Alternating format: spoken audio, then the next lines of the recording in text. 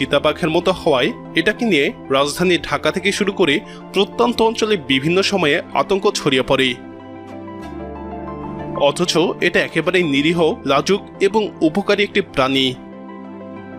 আতঙ্ক জাগানো মেছো বিড়ালের প্রকৃত স্বভাব সম্পর্কে জানতে পুরো ভিডিওটি দেখতে থাকুন। আর আপনি যদি আমাদের চ্যানেলে নতুন হয়ে থাকেন তাহলে প্রাণীদেরকে নিয়ে নিয়মিত এরকম ভিডিও পেতে আমাদের চ্যানেলটি সাবস্ক্রাইব করুন।